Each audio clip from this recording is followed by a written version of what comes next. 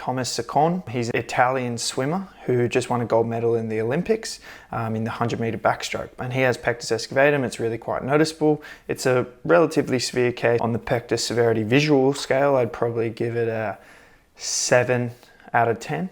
Especially considering he's got a relatively muscular body, which would be making it look better.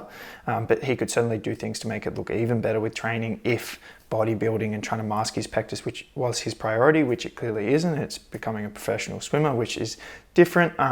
But swimming and the muscle building benefits of it and some of the resistance training he probably does to benefit his swimming has obviously helped his pectus, but it could be better if he did a few things, which I'll get into.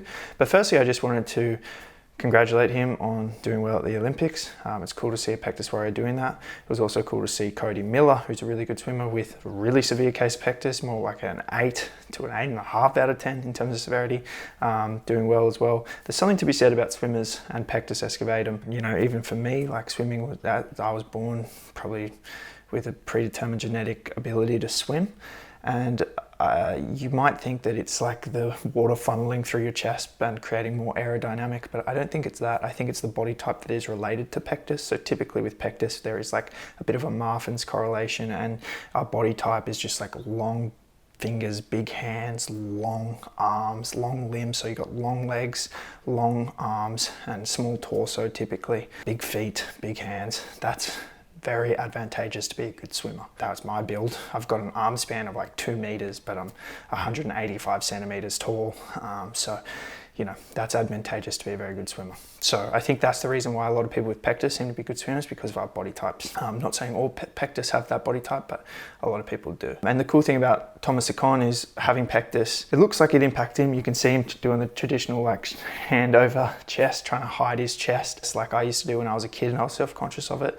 So you can see him doing that in an interview. So it looks like he is self-conscious of it, but it hasn't stopped him from pursuing his dreams and going on a international, global, you know, worldwide scale, taking his shirt off in front of people. So that's really impressive. It also goes to show that as a person with pectus excavatum, you can reach high levels of sport and performance. A lot of people like to be a victim to their pectus and say it's why I'm not fit, it's why I'm not strong, but the reality is, you know, he has a pretty severe case of pectus and he's gone to a gold medalist in the Olympics, a world champion with pectus excavatum. So it's definitely something that you don't need to be a victim to. Obviously pectus varies in how it impacts you, so you need to get it checked out. But you know, a lot of people I think over-victimize themselves with pectus and they can achieve more and it impacts them less than potentially they think. So I think the best takeaway from looking at his journey as an Olympic champion with pectus excavatum is not being a victim to the condition, not letting it stop you from pursuing your dreams, you know, dealing with it and still pursuing your dreams. And you know, his dream happened to involve him taking his shirt off in front of the whole world, and he was confident enough to do so and didn't let that stop him. So next time you go to the beach and there's just a handful of people around you, think of Thomas Saccone, okay? He was doing it in front of the whole world, and most people aren't even noticing. Like, his body is still good enough to the point where he's gone viral on social media because people are finding him attractive.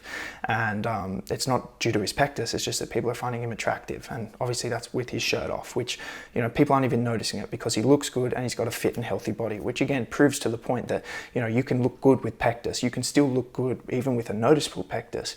But Thomas Saccone could definitely do things to make it look even better. He has relatively developed pecs, but they could be more developed if he were to prioritize that. Obviously with swimming, it's not a priority. Shoulders are going to get worked a lot when they're swimming. They always have like broad shoulders, smaller waist build, which helps as having an aesthetic physique. And that's definitely what helps him make his pectus look better, just having a pretty aesthetic physique.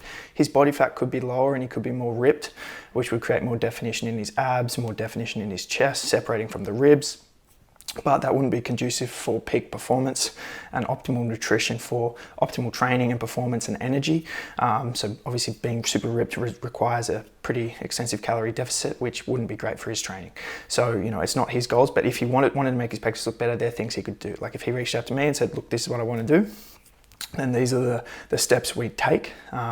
Definitely, I think training his abs and obliques more would help him a lot with that rib flare appearance. If he just got more defined abs, more developed obliques, a more developed pec muscles, and just more defined, it would definitely look better.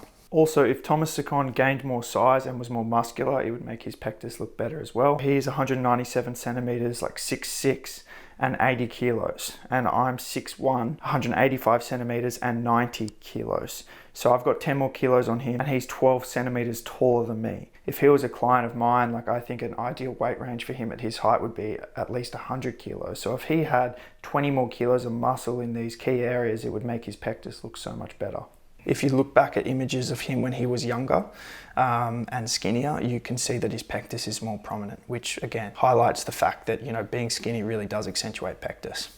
So anyway, guys, just a little video on Thomas Secon, Olympic champion with Pectus Excavatum. How cool, what a pectus warrior. I hope this motivates you guys to change your body, gives you some insight into pectus, maybe makes you feel better about having pectus, because now you know a pectus warrior is an Olympic champion. If you're interested in changing your body, then links in the description. You could book a strategy call with me so I can see if I can help you with my training, and then we can make a strategy for you to overcome it.